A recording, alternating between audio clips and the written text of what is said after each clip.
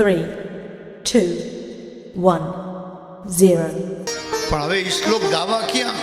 એના માટે કોઈ પાત્ર તો જોઈએ ને. અને જો યોગ્ય પાત્ર હોય ને તો પીરસાય. પાત્ર વગર પીરસાતું નથી. તમે જમવા બેસો, થાળી તમારી ચોખ્ખી હોવી જોઈએ તો એમાં કંઈક પીરસી જાય. પણ જો ગંદુ હોય એમાં તો એમાં કાંઈ પીરસાતું નથી.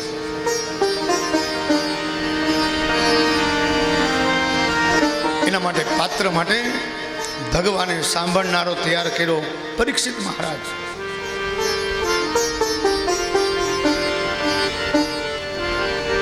સુખદેવજી મહારાજ પોતે ધ્યાનમાં બેઠા છે.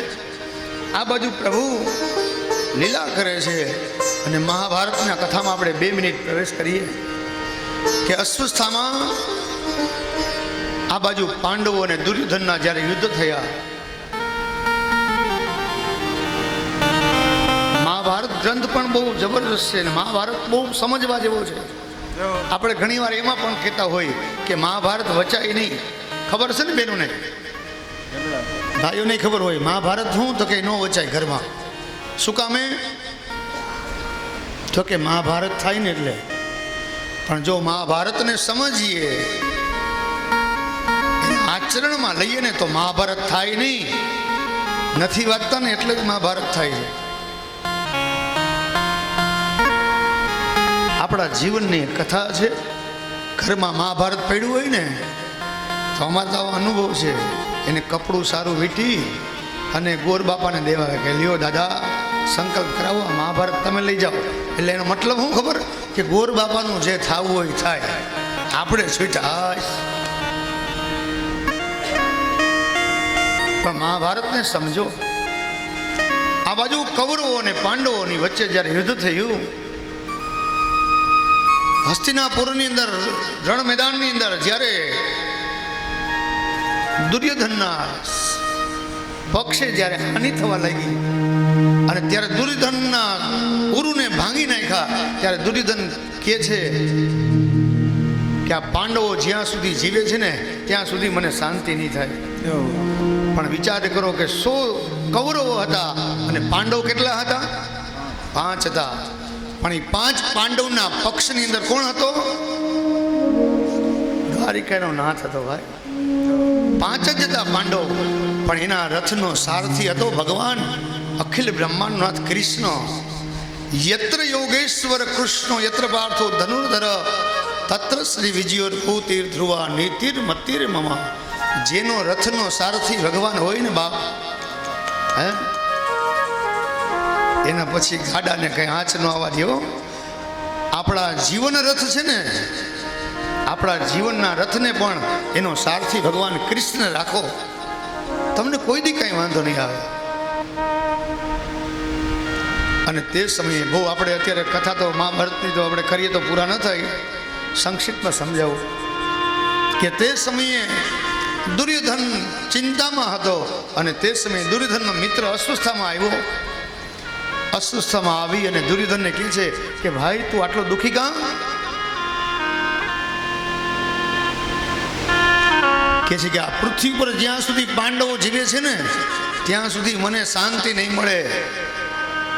જ્યાં સુધી પાંડવો જીવે છે ત્યાં સુધી મને ક્યાંય ચેન પડતું નથી. અને તે સમયે અસ્વસ્થામાં વિચાર્યા વગર એ પ્રતિજ્ઞા લે છે અને દુર્યોધનને કહે છે કે હે દુર્યોધન, એમાં શું મોટી વાત છે? 5 પાંડવોને મારવા છે ને તારે? એ કે હા, કાલે સવારે 5 પાંડવના મસ્તક કાપી અને તારા ચરણોમાં ધરું ને તો માનજે કે અસ્વસ્થામાં દ્રોણ પુત્ર બોલ્યો. આવી પ્રતિજ્ઞા લીધી. પણ પાંડવને મારવા કોઈ નાની માના ઘર નથી હો. કારણ કે ત્યાં તો બ્રહ્મા પરમાત્મા છે, ઈશ્વર છે. અસ્વસ્થામાં પ્રતિજ્ઞા તો લઈ લીધા. અસ્વસ્થતામાં પછી થયું કે આ કેવી રીતે શું કરીશ? પણ વિચાર કર્યો કાંઈ વાંધો નહીં. રાત્રિના સમયે શયન જ્યારે કરતા હશે ને ત્યારે 5 પાંડવના મસ્તક દળથી અલગ કરીશ અને હું આ દુર્યોધનને આપીશ. પણ એ પરમાત્મા છે ને, એ અસ્વસ્થતામાંના મનની વાત પરમાત્મા જાણી ગયા. કારણ કે એનું નામ છે એક અંતર્યામી. દરેકના હૃદયમાં શું છે ને એને ખબર છે. ભગવાન કૃષ્ણએ જોયું, ઓહો, અશ્વત્થામાં આવી પ્રતિજ્ઞા લીધા છે, કાંઈ વાંધો નહીં. રાત્રિનો સમય થયો, પાંચેય પાંડવોની પથારી તૈયાર થઈ. દરરોજ જ્યાં પાંડવો સૂવે ને ત્યાં પાંડવો જ્યાં સૂવાની તૈયારી કરતા હતા ને તે સમયે ભગવાન કૃષ્ણ આવ્યા. જજો, પાંડવોને પોતે પોતાની ચિંતા નથી, એની ચિંતા તો પરમાત્માને છે. એમ આપણે છે ને આપણી ચિંતાની કરવાની જરૂર નથી, આપણી ચિંતા તો પરમાત્મા કરે છે. સમજાય? જેદી માના ઉદરમાં જેદી બાળક હતો ને તેદી એને ચિંતા કરી છે, તેદી એને પોષણ કર્યું છે. માના ઉદરમાં બાળક 5 મહિનાનો જીવ હોય, ગર્ભ હોય ને એમાં જીવ આવી ગયો હોય, એ જીવને કોણ જીવાડે છે? એને કોણ દૂધ પીવડાવે છે? કોણ ખવડાવે છે? એ માના ઉદરમાં તેથી એણે એનું પોષણ કર્યું છે. અને જન્મ આપે ને, જન્મ આપે એટલે તરત જ એ લોહીમાંથી દૂધની વ્યવસ્થા પરમાત્મા કરી દે એ બાળક માટે, કે મારા દીકરાને કાંઈ ચિંતા ન રહે. દૂધની વ્યવસ્થા પરમાત્મા કરી દે છે. તો એ દાંત આપશે, દાંત આપે ને પછી દાંત તો પછી આવે ને, એ દાંત આપે તો ચવાણું પણ આપશે. પરમાત્માને ચિંતા છે. આ બાજુ ભગવાનને ચિંતા થઈ. રાત્રિના સમયે પ્રભુ જ્યાં પાંડવો સુવાની તૈયારી કરતા હતા ને ત્યારે પ્રભુ ત્યાં ગયા અને પાંડવોને કહે છે કે હે પાંડવો, આજ તમારે અહીં સૂવું નથી, તમે હાલો મારી સાથે. અર્જુન પૂછે, પ્રભુ કઈ બાજુ? તો કે તું મારી હારે હાલો. 5 પાંડવો અન્ય ક્ષેત્રે બીજે ક્યાંક જવાનું છે, આપણે એનું નિમંત્રણ લઈ લીધું છે, અહીં સૂવું નથી, હાલો મારી સાથે. પ્રભુને ખબર હતી કે અસ્વસ્થામાં આવશે. 5 પાંડવોને લઈને પ્રભુ ત્યાંથી દૂર જતા રહ્યા. પણ થયું એવું કે તે દિવસે પાંડવો ન સૂતા, પણ પાંડવોના 5 કુમારો સૂતા થયા. કુમાર એટલે 16 વર્ષની ઉંમરના, એના બાપની સમાન ઊંચાઈમાં, બોડીમાં બાપ સમાન થઈ ગયા હતા. અને એ 5 પુત્ર ત્યાં સૂતા છે. જોજો, બાપ જેવો દીકરો થઈ ગયો ઊંચાઈમાં. એટલે અસ્વસ્થાને ખબર ન પડી કે આ પાંડવ છે કે પાંડવના પુત્ર છે. રાત્રિના સમયે એકાંતમાં આવ્યા અસ્વસ્થામાં આવી અને જ્યાં 5 કુમારો સૂતા છે ને, ખડગ કાઢ્યું.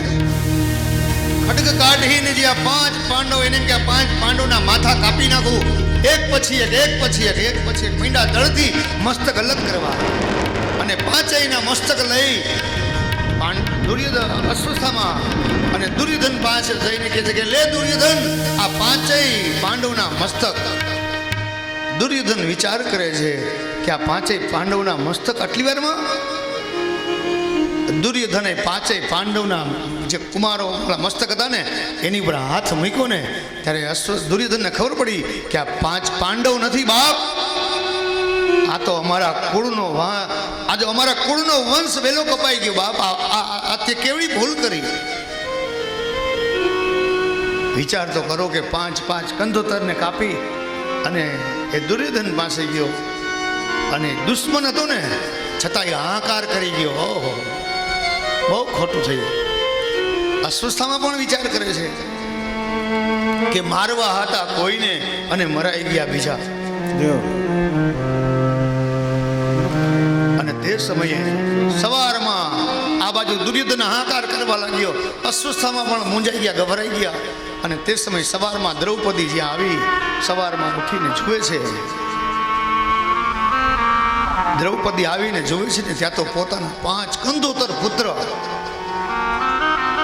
ધડથી મસ્તક અલગ થઈ ગયેલા, લોહીના ખાબોચિયામાં એનું ધડ પડ્યું છે 5 કુમારોના.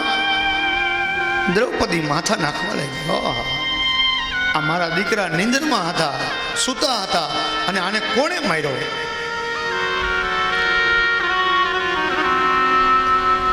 મરવા ટાણે પણ પ્રભુનું નામ ન લઈ ગયા.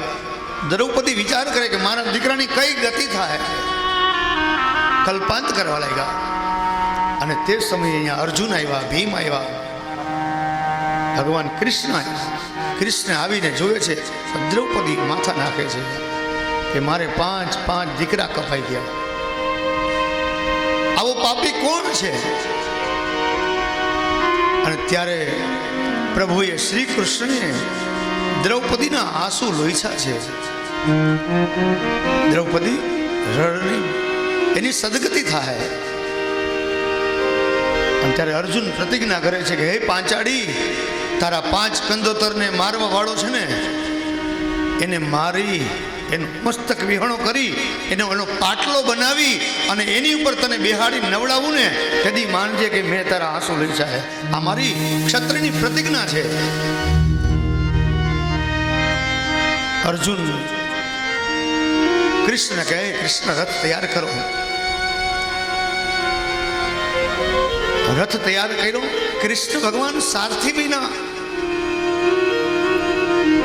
ખડગ હથિયારો તૈયાર થયા.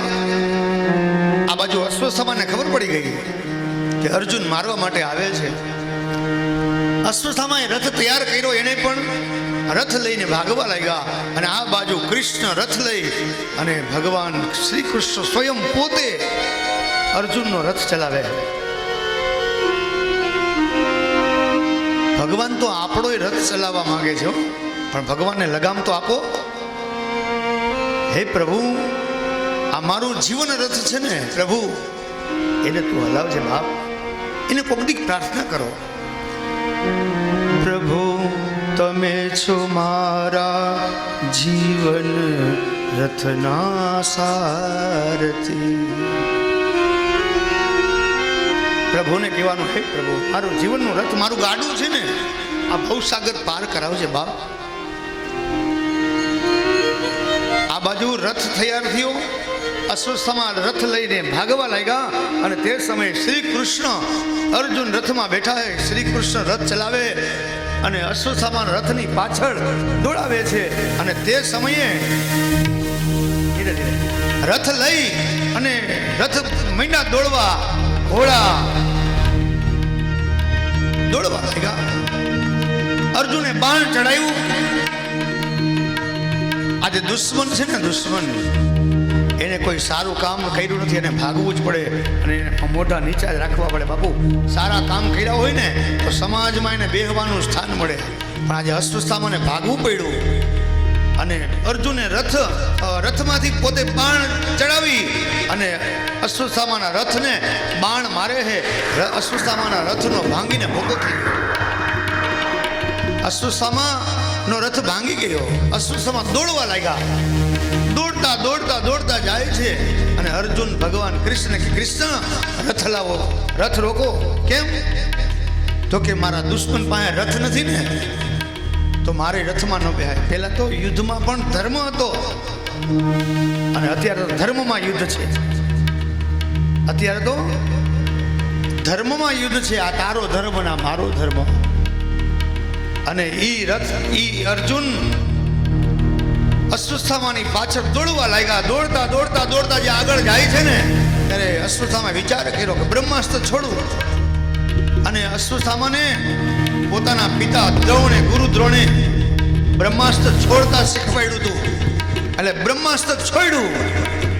અને અર્જુન છે ને, અર્જુનને બળતરા થવા માંડી, અગ્નિ થવા લાગી. અને ભગવાનને કહે છે, હે કૃષ્ણ, હે કૃષ્ણ, બચાવો બચાવો, મને કોઈ તેજ બાળે છે, મને હું અંદરથી પડું છું. ભગવાને કીધું, કઈ ચિંતા ન કર. અશ્વત્થામાએ જે બ્રહ્માસ્ત્ર છોડ્યું છે ને, એને પાછું વાળતા આવડતું નથી. પણ તારા ગુરુ, એનો ગુરુ બીજો કોઈ નહીં, અશ્વત્થામાના પિતા ગુરુ દ્રોણ. તને તો બાણ છોડતા પણ આવડે છે અને પાછું ખેંચતા પણ આવડે છે. માટે એનું જે બ્રહ્માસ્ત્ર છે ને, તું અહીંથી બ્રહ્માસ્ત્ર છોડ બીજું. અને તે સમયે અર્જુને બ્રહ્માસ્ત્ર છોડ્યા. બંને બ્રહ્માસ્ત્રો આકાશમાં ટકરાવા લાગ્યા. અગ્નિ વર્ષા થવા લાગી. તાલી તો પાડો. આકાશમાં બંને બ્રહ્માસ્ત્ર ટકરાણા, અગ્નિ વર્ષા થઈ. સમુદ્ર ખળભળવા લાગ્યા. નદીઓ ઉલટી વહેવા લાગી. ચારે બાજુ હાહાકાર થયો, બચાવો બચાવો બચાવો. અને તે સમયે ભગવાન અર્જુનને કહે છે, અર્જુન બીજું બ્રહ્માસ્ત્ર છોડ. અને બંને બ્રહ્માસ્ત્ર હતા ને, અર્જુનને કહે છે બંને બ્રહ્માસ્ત્રને પાછા ખેંચી લે. અર્જુને મંત્ર ભણી અને બ્રહ્માસ્ત્ર છોડ્યું. બંને બ્રહ્માસ્ત્રને પાછા ખેંચ્યા. અશ્વસ્થામાં પાછા મીંડા ભાગવા. અને અર્જુને અશ્વસ્થામાં પકડ્યો, ચોટલો પકડી મ્યાનમાંથી ખડગ કાઢી અને જ્યાં પ્રહાર કરવા જાય છે ને, એક હાથમાં ચોટલો, બીજા હાથમાં ખડગ. અને ખડગ છે ને ઉપર ને ઉપર રહી ગયું. બ્રહ્માસ્ત્ર ઘા ન કર્યો. જોયું, ઓહો આ તો બ્રાહ્મણ છે કે આ તો મારા ગુરુનો દીકરો છે અને મારા ગુરુના મારી ઉપર અનંત ઉપકાર છે. અને બ્રાહ્મણ છે, હું તો ક્ષત્રિયનો દીકરો છું, આને મરાય નહીં. ભગવાન કૃષ્ણ તે સમયે અર્જુનની પરીક્ષા કરે છે. અર્જુનને કહે છે કે અર્જુન, તારી તો પ્રતિજ્ઞા હતી કે એનું ધડથી મસ્તક અલગ કરું. કર, એક ઘાને બે કટકા કાપી નાખ. અર્જુન કે નહીં પ્રભુ, એ બ્રાહ્મણ છે, મારા ગુરુનો દીકરો છે. ભગવાન કૃષ્ણે કીધું, શાબાશ, ધન્ય છે અર્જુન તને. ભગવાનની પરીક્ષા કરતા હતા કે આ શું કરે છે. પહેલાના સમયમાં ગાય, બ્રાહ્મણ, સ્ત્રી ઉપર ક્યારેય ઘા ન થતા. એને ભલે જે કર્યું તે એના કર્મ, પણ હું તો ક્ષત્રિય છું, હું બ્રાહ્મણ ઉપર પ્રહાર ન કરું. અશ્વત્થામાને બાંધી દોરડાથી લઈ ગયા દ્રૌપદીની સામે. અને તે સમયે અશ્વત્થામા માથું નીચું રાખીને ઊભા છે. પાંડવો આવ્યા, અર્જુન, ભીમ, યુધિષ્ઠિર, આ બધા એક પછી એક આવ્યા. દ્રૌપદી રડે છે. અને દ્રૌપદી રડતા હતા ને, અશ્વત્થામાને બાંધેલા જોયા. અર્જુન કહે છે કે હે પાંચાળી, જો આ તારા પુત્રનો હથિયારો થઈ ગયા. અને પાંચાળીએ જ્યારે આમ હેઠું માથું રાખીને રડતા હતા, ઊંચું જોયું અને અશ્વત્થામાની સામે જોવે છે ને, ત્યારે પાંચાળીના હૃદયમાંથી રુદન જે હતું ને, એના કરતા બેવડું પ્રગટ થયું, વૈધું. અર્જુનને એમ થયું કે આનો દીકરાનો હથિયારો છે એટલે રડે, પણ નહીં. દ્રૌપદી વિચાર કર્યો કે આ તો બ્રાહ્મણ પુત્ર છે, આને કોણ બાંધીને લઈ આવ્યું. અર્જુન કહે છે, પાંચાળી, તું જેને બ્રાહ્મણ પુત્ર કહે છે ને, એ તારા 5 કંધોતરનો હથિયારો છે. પણ ત્યારે ભગવાને વિચાર ત્રાસી આંખે જોયું કે હવે દ્રૌપદી શું કરે છે. દ્રૌપદીને એક નામ આપ્યું છે કૃષ્ણ. ભગવાને પોતાનું નામ આપ્યું. શું કામે? એના જીવનમાં ત્યાગ છે, બલિદાન છે. આપણને કોઈ ગાળ દઈ ગયું હોય ને તોય આપણે છોડતા નથી. જેને 5 દીકરાનો કંધોતર ને કાપી નાખનારો સામે ઊભો છે. અને દ્રૌપદી એમ કહે છે કે મુચ્ચિતામ મુચ્ચિતામ મુચ્ચિતામ. એક વાર નહીં, 3 વાર બોલ્યા. શું કામે? આને છોડી દો. કે આને છોડી દો, એનો પાકો નિર્ણય છે, આને છોડી દો. અર્જુન વિચાર કરે છે કે આ આપણા દીકરાનો હથિયારો છે, આને છોડી દેવો. અને ત્યારે ધર્મરાજ યુધિષ્ઠિર આવે છે. એક ભાઈ એમ કહે છે કે આ અર્જુન એને છોડી દે, અને ધર્મરાજ એમ કહે છે કે તું એને મુક્ત કરી દે. પાંચાળીએ કીધું મુક્ત કરી દે. એક મોટો ભાઈ એમ કહે છે કે અશ્વત્થામાને છોડી દો, અને બીજો મોટો ભાઈ એને એમ કહે કે નહીં અર્જુન, આને માથું ધડથી અલગ કરી નાખ. આપણે ક્ષત્રિય છીએ, આપણી પ્રતિજ્ઞા છે. તારી તો પ્રતિજ્ઞા હતી ને. કર, એક ઘાને 2 કટકા. ધર્મરાજ કહે છે નહીં અર્જુન. અને તે સમયે અર્જુન મૂંઝાણા કે હવે શું કરવું. અને તે સમયે કૃષ્ણને ચરણમાં જઈને કીધું, બાપ હવે મને આજ્ઞા કરો, આપ શું કરવું. અને ત્યારે ભગવાને કૃષ્ણએ અર્જુનને માર્ગદર્શન કરે છે કે આ બ્રાહ્મણ છે અને ગુરુનો પુત્ર છે, માટે બ્રાહ્મણ છે ને તો એની શિખા છેદન કરો. એની ચોટી હોય ને એ કાપી આનું અપમાન કરી અને છોડી દો. કથા બહુ દિવ્ય છે. પાંડવોએ અશ્વત્થામાને માર્યા નથી, એની શિખાનું છેદન કર્યું. શિખા છે ને એ બ્રાહ્મણનો એનો મણી છે. શું છે? મણી છે. અને શિખા કાપી લીધી, અશ્વત્થામાને કાઢી મૂક્યા. આ બાજુ ભગવાન કૃષ્ણજી પાંચેય જે ધડ મસ્તક વિહોણા ધડ હતા એની પર દ્રષ્ટિ કરી પ્રભુએ અને પાંચેયને મુક્તિ આપી. પણ અશ્વત્થામા જે અપમાન કર્યું હતું ને, શિખા છેદન કર્યું, એમાં બળવા માંડ્યો. બળતા બળતા બળતા અશ્વત્થામાથી આ સહન ન થયું. આપણું આ ધર્મશાસ્ત્ર એવું કહે છે કે નાક વગરના હોય ને, નાક વગરના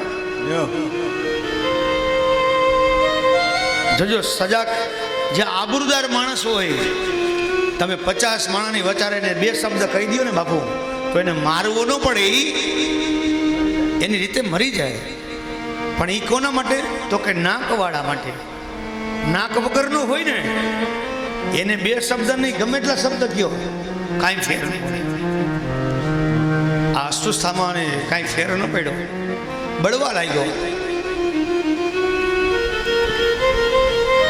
અને પાંડવ પક્ષની અંદર એક છેલ્લું બાળક હતું. માતા ઉત્તરાના ઉદરની અંદર પરીક્ષિત મહારાજ. અને અશ્વત્થામાએ વિચાર કર્યો કે આ બાળકને પણ હું મારી નાખું.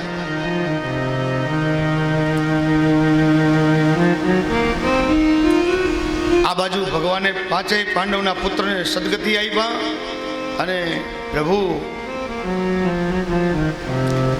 જ્યાં જવા તૈયાર થાય છે દ્વારિકા, અને તે સમયે અભિમન્યુની પત્ની ઉત્તરા દોડતી દોડતી આવી અને ભગવાનના ચરણમાં પડીને કહે છે, હે પ્રભુ, હે નાથ, મારા ઉદરમાં જે બાળક છે ને એને બચાવો. એને એવું નથી કીધું કે અશ્વત્થામાને મારી નાખો, તો મારા ઉદરમાં બાળક છે ને, આ અમારો આ વંશની અંદર અમારી વાંહે શ્રાદ્ધ કરવાવાળું એક જ બાળક રહ્યું છે. અમારો વંશ આખો પતી ગયો છે. હું મરી જાઉં તો ભલે મરી જાઉં, પણ મારા પેટમાં બાળક છે ને એને બચાવો. અને ભગવાને ત્યારે એ ઉત્તરાના ઉદરની અંદર પરીક્ષિતની રક્ષા થઈ. આ કથા એ સમજાવે છે કે દરેક જીવ માના ઉદરમાં હોય ને, અને તે સમયે ભગવાન એની રક્ષા કરતો હોય, એનું પોષણ કરતો હોય. અને પરીક્ષિત મહારાજની પ્રભુએ રક્ષા કર્યા. એ કથા આગળ સમજાવે. આ બાજુ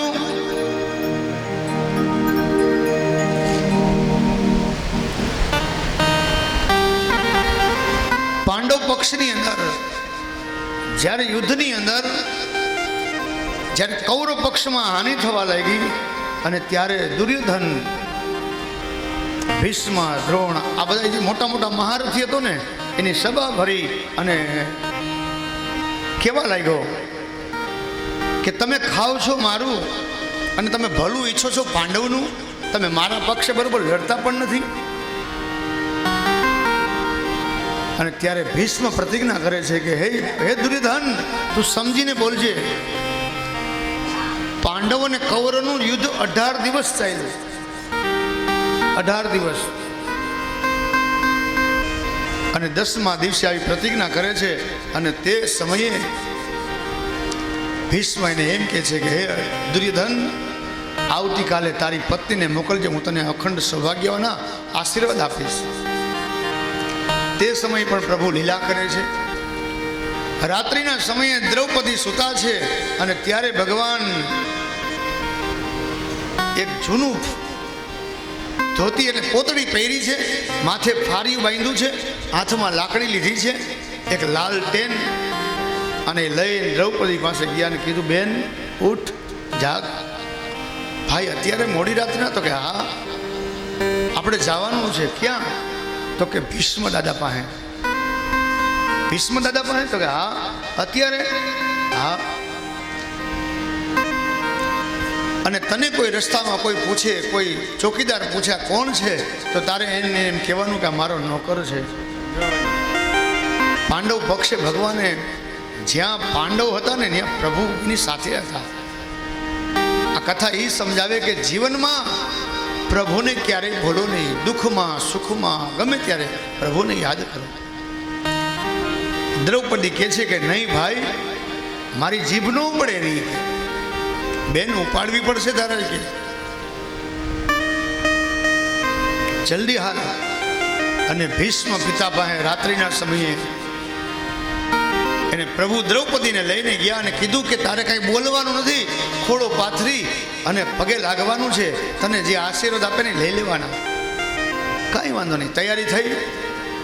ભગવાન હાથમાં લાકડી છે, લાલ ફાનસ છે, અને પ્રભુ ધીરે ધીરે એ જ્યાં ભીષ્મ દાદા જપ તપ કરતા હતા અને ત્યાં ગયા.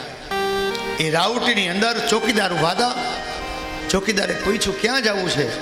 તો કે ભીષ્મ દાદા પાસે. એટલે દ્રૌપદીને કીધું કે તમે જાઓ, આ તમારો નોકર છે ને એ ભલે અહીંયા ઊભો હોય કે. દ્રૌપદી ગયા અંદર રાઉટીમાં. ભીષ્મ દાદા પ્રભુનું ધ્યાન ધરતા હતા. રાત્રિના સમયે એકાંતની અંદર અલખની આરાધન કરતા હતા. અને તે સમયે દ્રૌપદી ખોળો પાથરીને પગે લાગ્યા. અને ત્યારે અર્જુન ભીષ્મ દાદા એને એમ કહે છે કે અખંડ સૌભાગ્યવતી ભવ. અને અખંડ સૌભાગ્યવતી ભવ કીધું ને, દ્રૌપદીએ પોતાનો લાજનો ઘૂમટ હતો ને એ ઉચકાવી અને કીધું દાદા હવે આવતીકાલે રણ મેદાનની અંદર ધ્યાન રાખજો. તમે અખંડ સૌભાગ્યવતીના આશીર્વાદ આપ્યા. 5 પાંડવ છે ને એમાંથી એકેય ઓછો ન થવો જોઈએ. અને ભીષ્મ પિતા ઊભા થઈ ગયા. હા હા, મેં તો તું દ્રૌપદી તમે આવ્યા? તો કે હા. એ કે મેં તો ભાનુમતીને બોલાવ્યા હતા. તમને અહીંયા આવવાની પ્રેરણા કરી કોણે? તમને અહીંયા આવવાની આ ચેતના જગાડી કોણે? દ્રૌપદી કાંઈ બોલ્યા નહીં. ભીષ્મ દાદા સમજી ગયા નક્કી કોક છે આની હારે. એને ખબર હતી કોણ છે. એમ પૂછ્યું બેટા તું એકલી આવી છો? તો કે ના દાદા. તો કોણ છે તારી હારે? એક અમારો નોકર આવ્યો છે કે. એમ નોકર તારો? હાલ જરા જોઉં તો ખરા. અને દ્રૌપદી આમાં હાલતા થયા. ભીષ્મ દાદાની હાલતા અને નોકરમાં બેઠો. નોકરે જોયું દાદા આવે છે હવે. અને આવીને નોકરે થાળીયું ઢાંકી દીધો મોટું. દ્રૌપદીને કીધું આ તારો નોકર છે? તો કે હા દાદા. એ કે જરા જોઉં તો ખરો તારો નોકર કેવો છે? એ ફાળિયું ઢાંક્યું હતું ને આમ ઉચકાવીને જોયું કે દ્રૌપદીને કે દ્રૌપદી આ તારા નોકરને ક્યાંક જોયું એવું લાગે છે હોય કે આ પ્રભુની લીલા. વિચાર તો કરો કે પ્રભુ આપણા માટે શું બધું બનવા તૈયાર છે. ભગવાન આપણા માટે ચોર બને, ભગવાન નોકર બને, પણ આપણે ભગવાન માટે બનવા તૈયાર છીએ? તો કે ના. આપણે બધું ભગવાન પાસેથી જોઈએ છે, પણ ભગવાન કોઈને જોઈએ છે? તો કે ના. પ્રભુ નોકર બન્યા. આ બાજુ ઉત્તરાના ઉદરની અંદર ધીરે ધીરે ધીરે સમય જાતાની સાથે જ ઉત્તરાના ઉદરની અંદર પ્રભુ રક્ષા કર્યા. અને સમય જતાની સાથે ઉત્તરાના ઉદરથી જેમ કાષ્ટમાંથી જેમ અગ્નિ પ્રગટ થાય ને, આજે મહાભારતની અંદર છેલ્લું જે દીવો કહેવાય મહાભારત પાંડવનો કૌરવનો એક જ દીવો બચ્યો. અને ઉત્તરાના ઉદરથી સાક્ષાત જેમ કાષ્ટમાંથી અગ્નિ પ્રગટ થાય ને એમ પરીક્ષિત મહારાજ પ્રગટ થયા. બોલો પરીક્ષિત મહારાજ.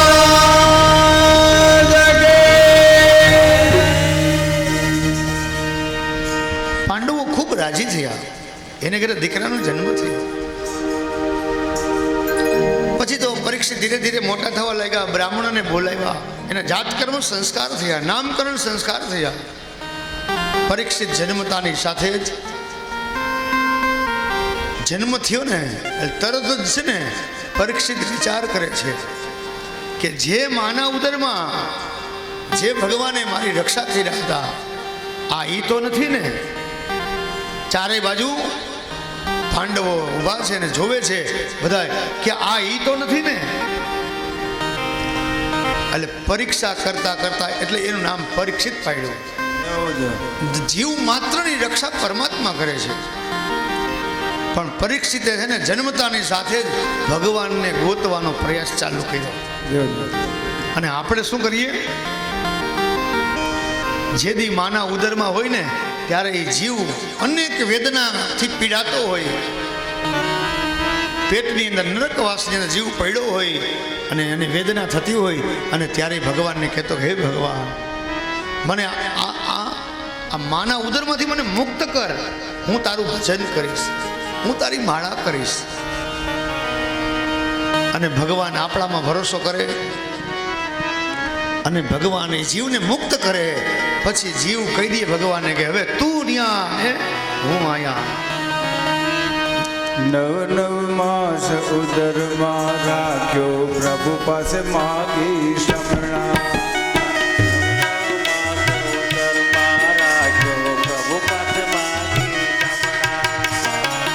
9 માસ ઉદરમાં રાખ્યો, પ્રભુ પાસે માગી શમણા. જીવતે પ્રભુ પાસે માગી શમણા.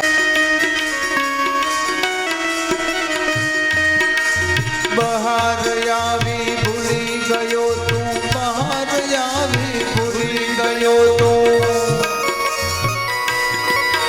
આવી ભૂલી ગયો તું, સિદ્ધને કૂટે લમણા.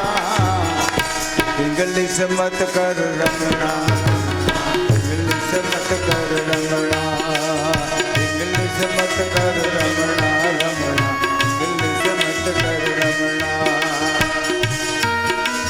સંત દેખ કર રમણા, કોઈ સાથ દેખ કર રમણા. ઇંગ્લિશ મત કર રમણા, રમણા, ઇંગ્લિશ મત કર રમણા, ઇંગ્લિશ મત કર રમણા, રમણા, ઇંગ્લિશ મત કર રમણા.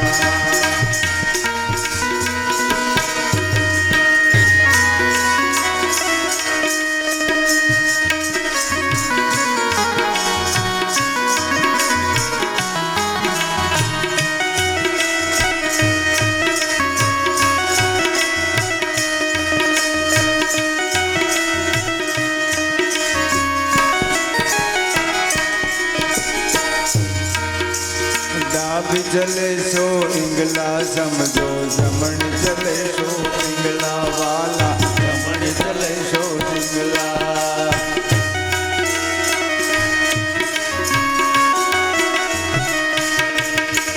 ડાબી ચલે સો ઇંગલા સમજો, જમણ ચલે સો ઇંગલા, જમણ ચલે સો ઇંગલા વાલા, જમણ ચલે સો. ડાબી ચલે સો ઇંગલા સમજો, જમણ ચલે સો ઇંગલા.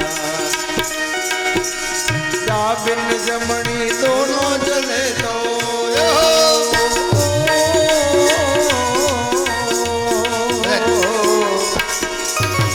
ડાબી ને જમણી દોનો ચલે તો, ડાબી ને જમણી દોનો ચલે તો, સુખમણા મેં રમણા, રમણા, રમણા. ઇંગ્લિશ મત કર રમણા, ઇંગ્લિશ મત કર રમણા, રમણા, ઇંગ્લિશ મત કર રમણા, ઇંગ્લિશ મત કર રમણા, ઇંગ્લિશ મત કર રમણા, ઇંગ્લિશ મત કર રમણા.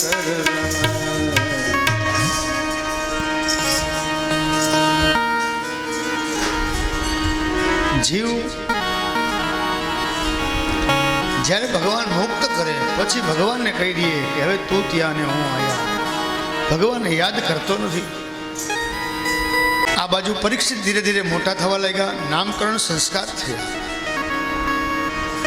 એક પરીક્ષિત ભગવાનનો ભક્ત છે, એટલું એક એનું નામ વિષ્ણુ રાત રાખ્યું. બ્રાહ્મણે કીધું કે આ ભગવાન વિષ્ણુનો એને રક્ષા કરી છે, એટલે એક નામ એનું વિષ્ણુ રાત રાખ્યું. પરીક્ષા કરી એટલે પરીક્ષિત નામ પડ્યું. પાંડવો બ્રાહ્મણોને કહે છે કે હે ગોર બાપા, અમારા દીકરાના નામકરણ તો થયા, પણ હવે થોડુંક એનું ભવિષ્ય કથન કરો ને, થોડુંક જોશ જોઈ દો ને. બ્રાહ્મણોએ પરીક્ષિત રાજાના જોશ જોયા અને કહ્યું કે પાંડવને કહ્યું કે મહારાજ, ધર્મરાજને કહે છે કે તમારો દીકરો તો ચક્રવર્તી રાજા થાય, વિષ્ણુ ભક્ત થાય, અનેક રાજ્યોને જીતશે, અનેક રાજાઓને જીતશે, સમ્રાટ ચક્રવર્તી રાજા થશે, મોટો દાનવીર થાય.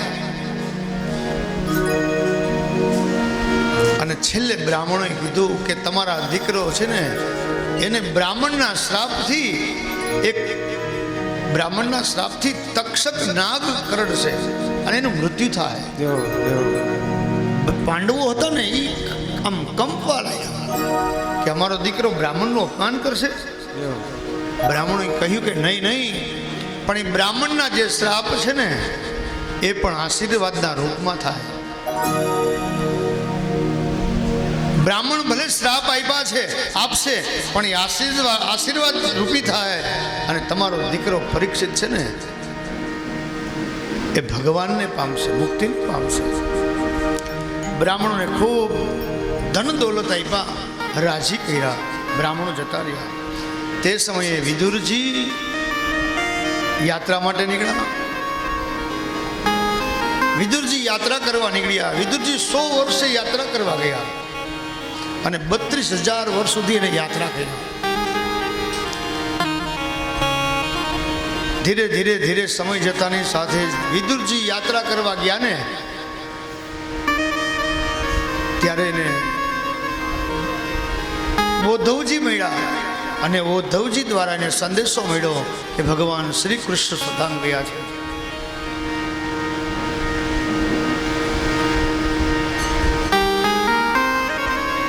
બાબુ 2 મિનિટ ધૂન કરો ને, ડિસ્ટર્બ.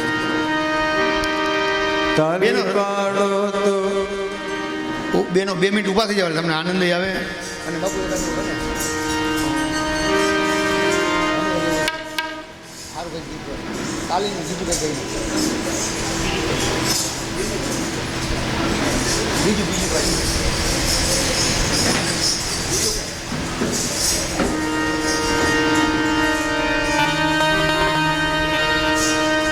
ભાઈ આજે રાસ ઘર અત્યારે રમે ને બેનો, ત્યાં સુધીમાં તમે ખુરચી ગોઠવી દો, બધું ગોઠવી દો. પછી એક સાઈડ પાણી પાવું હોય, ચા પાવું હોય, શરબત પાવું, બધું પીવડાવો, પછી ડિસ્ટર્બ નહીં.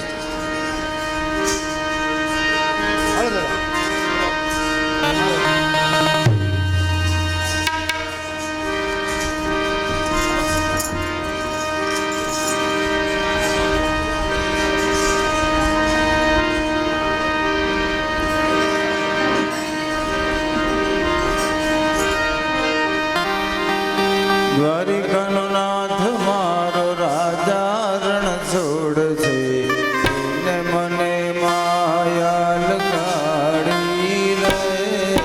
દ્વારિકાનો નાથ મારો રાજા રણ છોડ છે, એને મને માયા લગાડી રે.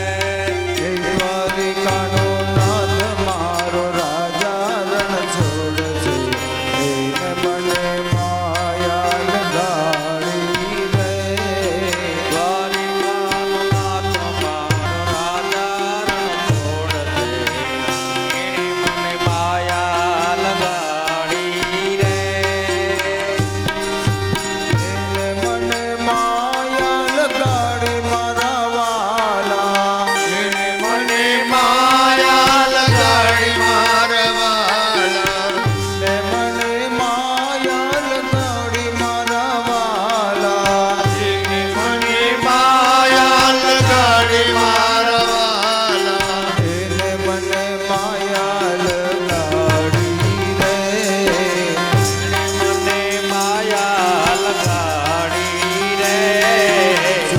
મનો મિત્ર મારો રાજા રણ છોડ છે, માયા લગાડી રે.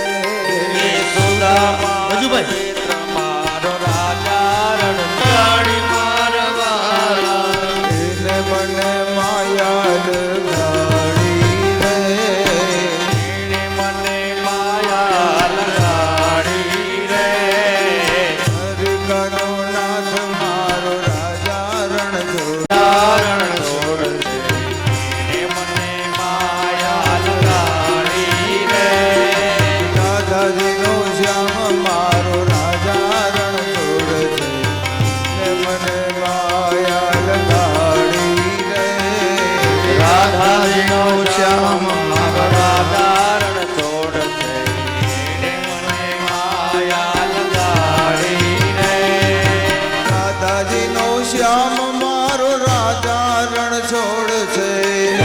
રાધાજીનો શ્યામ મારો રાજા રણ છોડ છે. રાધાજીનો શ્યામ મારો રાજા રણ છોડ છે. રાધા મારો રાજા રણ છોડ છે. ને મને માયા લગાડી રે. દ્વારિકાનું નાથ મારો રાજા રણ છોડ છે. એને મને માયા લગાડી રે. દ્વારિકાનો નાથ મારો રાજા રણ છોડ છે. એને મને માયા એને મને માયા લગાડી રે.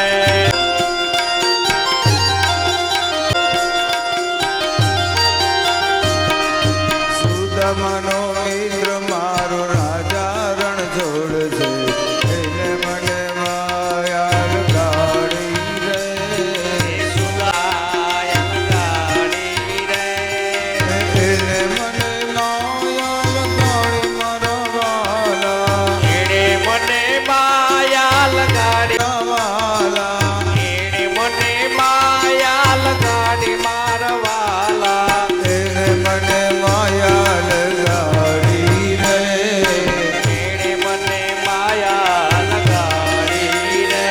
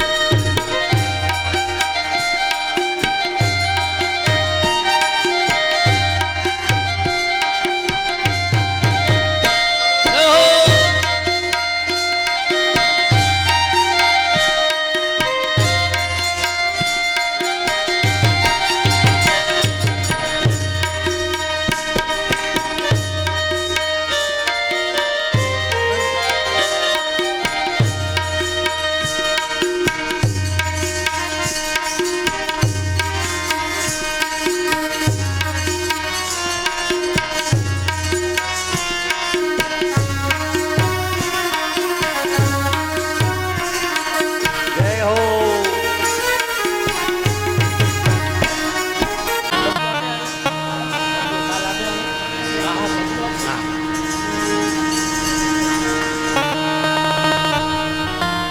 એક ગરબો અરે મારી ભોલા એ ભોલા શબ્દ બતાવજે. અરે રે તારા ગુણ લાય ગાવ દિન રાત. એ મહાકાળી ને કલ્યાણી ઓ માં. જ્યાં જુઓ ત્યાં જોગ માયા.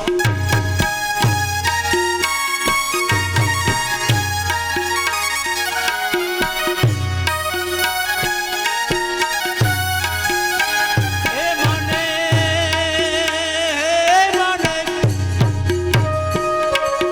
પાંચ પાંચ યુગમાં જાણી ઓ માં. ત્યાં જુઓ ત્યાં જોગ માયા.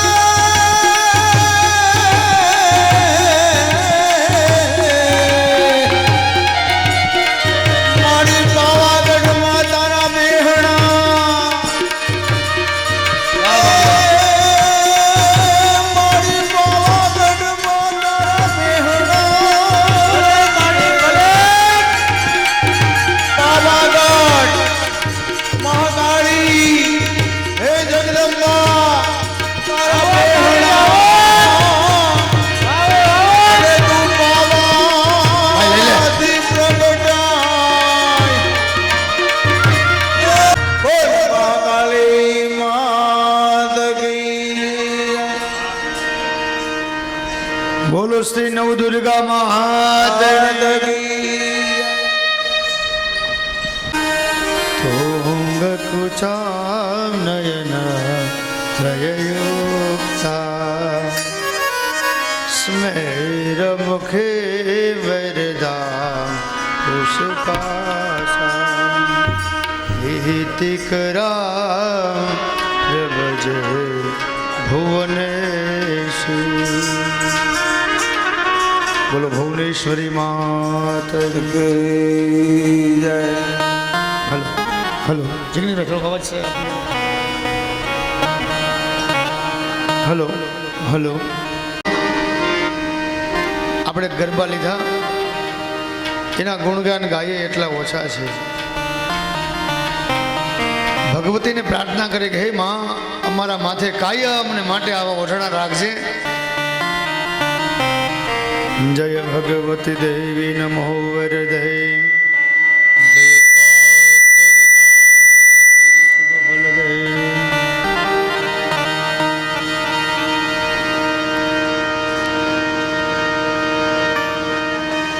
આપણે કથામાં ક્યાં પહોંચ્યા હતા કોઈને યાદ છે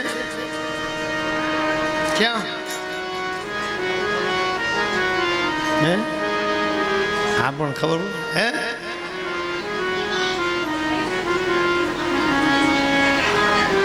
પરીક્ષિત નહીં ના ના સમજો તો હા ધ્યાન તો છે વાંધો નહીં આ બાજુ પરીક્ષિત મહારાજ ના નામકરણ સંસ્કાર થયા ક્લિયર કરી દો પાછું અવાજ અવાજ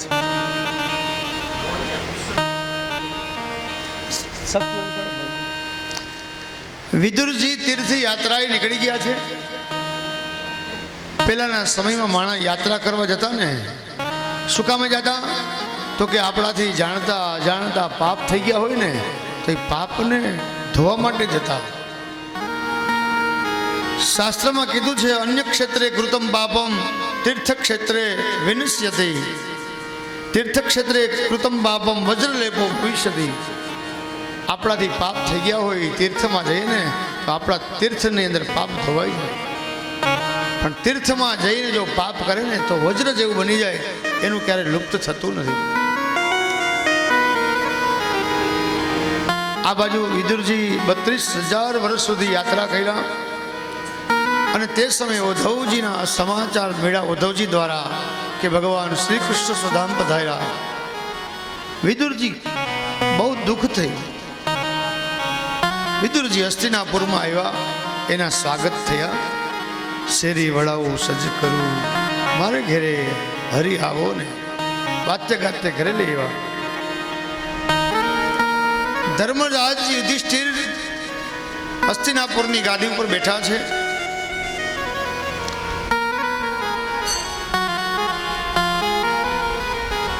આ બાજુ ધૃતરાષ્ટ્ર ને ગાંધારી એને પાંડવો દરરોજ ધૃતરાષ્ટ્ર પાસે જાય એની સાથે વાતો કરે એને ખવડાવે એનું ધ્યાન રાખે એમાં ભીમ તો છે ને એની હાથે રસોઈ બનાવે અને લ્યો દાદા ખાવા એક વખત ધૃતરાષ્ટ્રએ લાડુમાં ઝેર ભેરવી અને પાંડવોને મારવાની કોશિશ કરેલી હતી એટલે ભીમ છે ને બોલતો જાય ને ખવડાવતો જાય કે દાદા આ લાડુ ખાવ આમાં ઝેર નથી સંભળાવે હો આમાં ઝેર નથી આ લાડુ ખાવ અને ત્યારે ધૃતરાષ્ટ્રને વિચાર કરે છે કે આપણે એક દિવસના સમયે પાંડવને મારવા માટે થઈ અને ભોજનમાં ઝેર ભેળવું હતું ઘરની અંદર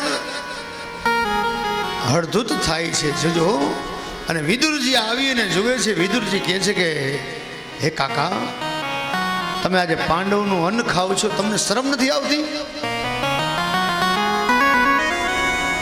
એક દિન સમય તમે પાંડવોને મારવા માટે તૈયાર થયા હતા અને એ જ પાંડવનું તમે અન્ન ખાવ છો હવે તમને વિચાર નથી આવતો આ બધું છોડો જંગલમાં જાઓ અને ભગવાનની ભક્તિ કરો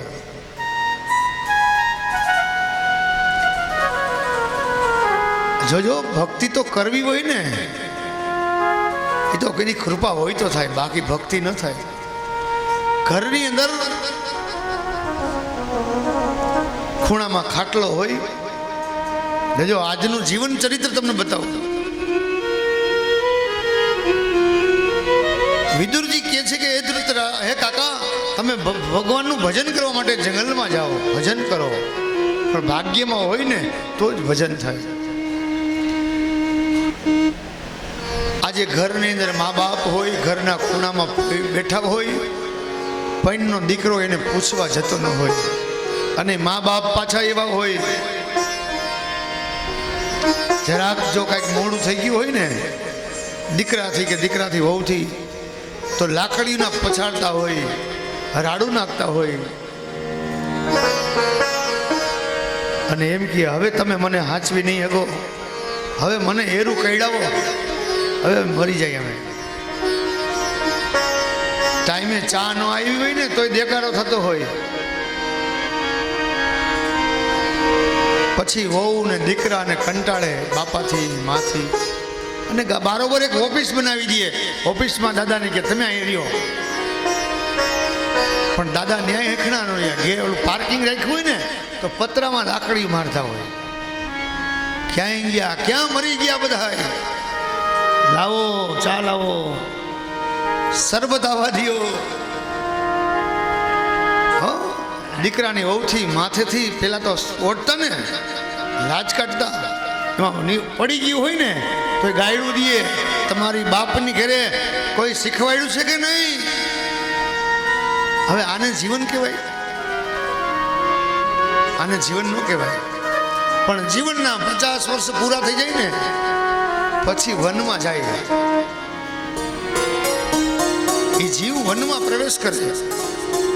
જો કાંઈક પુણ્યનું બેલેન્સ હોય, ભાથું હોય ને તો હરિના માર્ગે 51, આપણે જ કહેતા કે હવે વનમાં આવી ગયો, 51 પછી 52,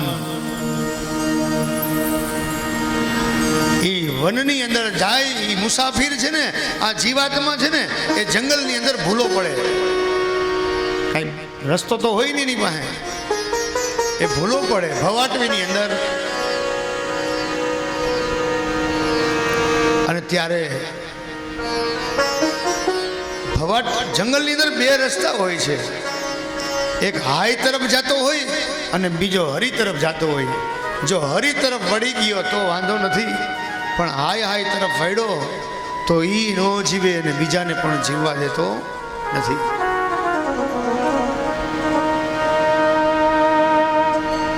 પછી તો ઘરમાં એવા હળદૂત થતા હોય, હવે બાપા જાય તો સારું, પણ કોઈ દી ભગવાનનું નામ ન લેતો હોય. પછી એને ગઈકાલે મેં કીધું હતું કે એના ભવાટવીના ફેરામાં ભટકવું પડે છે. પુનરપી જનનમ પુનરપી મરણમ. એ જન્મ લે, વરી પાછો મરી જાય, વરી પાછો જન્મ લે, વરી પાછો જન્મે, વરી મરે, વરી જન્મે, વરી મરે. અને એમાંય ઘટપણ જેમ જેમ આવે ને એમ મમતા છે ને, મમતા અંદરની એને જોબન આવે, એ જુવાન થાય. હા, તમે 25 વર્ષના યુવાન થાવ ને ત્યારે મમતાનો જન્મ થાય. એ 50 વર્ષ થાય ને ત્યારે મમતા જુવાન થાય. હા, પછી તો એ મમતા છે ને એ બહુ હેરાન કરે પાછલી ઉંમરે. આપણે એમ કહીએ ને કે ભાઈ ગાંઠિયા ખાવા છે, આપણે એમ કે દાંત નથી ન ખવાય, તો કે ચામાં બોળીને ખાઈશ. ખાવા તો છે જ. એ ખાવાની, પહેરવાની, ઓઢવાની, હાલવાની, એની રુચિ, એની જે મમતા છે ને એને જોબન આમતું જાય. અને મમતા એવી હેરાન કરે. આ મમતા મરે નહીં એનું મારે શું કરવું?